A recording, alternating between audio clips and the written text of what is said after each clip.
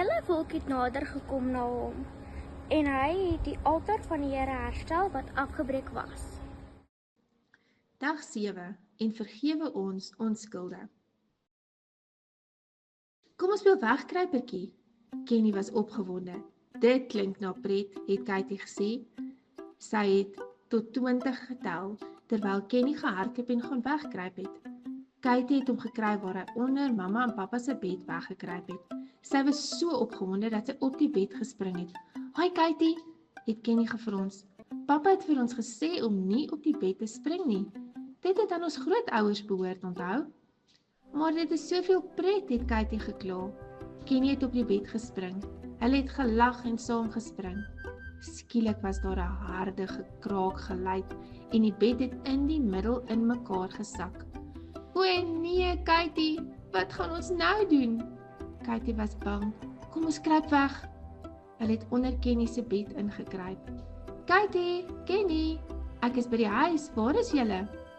Pappa het na sy slaapkamer gegaan om ander klere aan te trek. Hy het weer geroep. "Katie, Kenny, waar is julle?" het hy bekommerd geklink.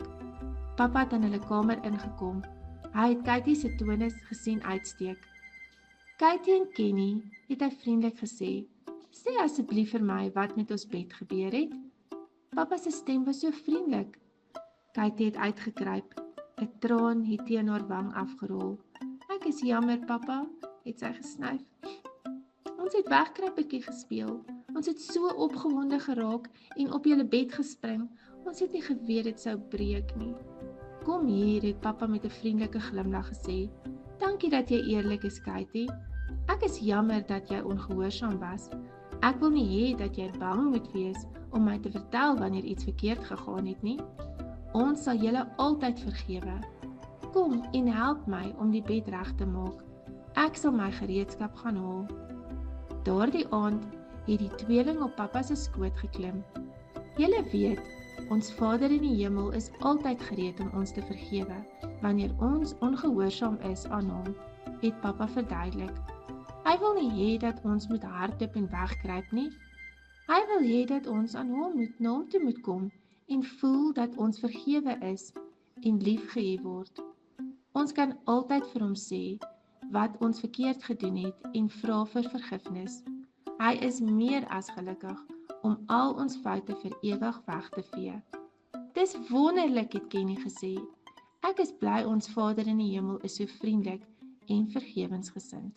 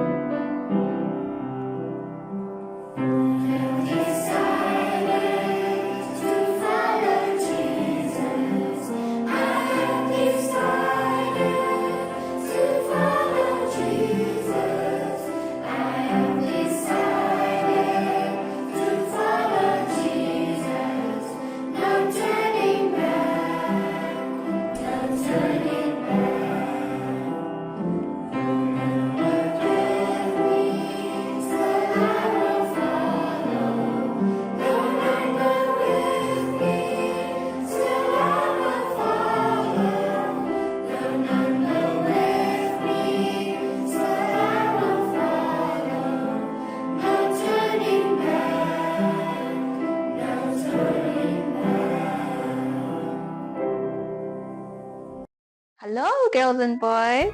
You guessed it, it's that time again. Activity time. All right, so we've been speaking all about forgiveness. Now what we are going to do, we are going to do the cross of where we find forgiveness. Okay, so these are the items that we're going to need. We always need this, craft glue, and we will need our cookies just to decorate it. And then we need all the color papers. Okay, so these are the color papers that I chose.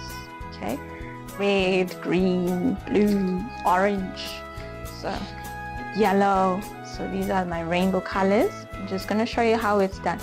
Then we have our cardboard paper that we would need. All right. So first things first, we need to create our crimson paper. So what we're going to do, we're going to tear them apart so that we have a good view of all colorful papers. and we're going to paste them onto the cross. So we're going to cut out our cross, draw it out, cross, okay.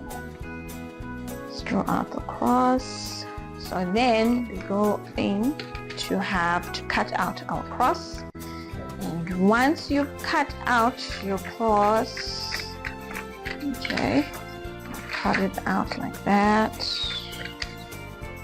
Okay, then with our cross, we are going to write, this is where we find forgiveness. And then we're going to put blue. And guess what we're going to do? Yeah, we're going to paste all our small little papers that have been torn up. And okay. Now the toddlers can basically do this. And it will stick. But if you're a little bit older, you can have a bit of order on it. So wonderful how the Lord is always willing to forgive us. No matter how big or how small, God is always there, listening and waiting for us.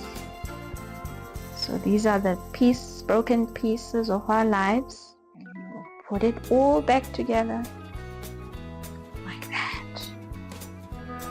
Cross colors with all our pieces, we mend it back. And we can only find that forgiveness only through Jesus. How lovely is that? Alright, girls and boys, see you next time. Kom ons sluit ons oë vir gebed. Liewe God, ons hemelse Vader, vergewe my asseblief dat ek nie U eer en U die eerste plek in my hart gee nie. Ek loof en aanbid U, want U is my God, skepper van die heelal en die magtige koning. Dankie dat U my geseën het met 'n liefdevolle gesin. Help ons om U die middelpunt van ons huis te maak. Gee ons 'n begeerte om daagliks saam te kom en U te eer en te loof en om na die beeld van Jesus verander te word. In Jesus naam. Amen.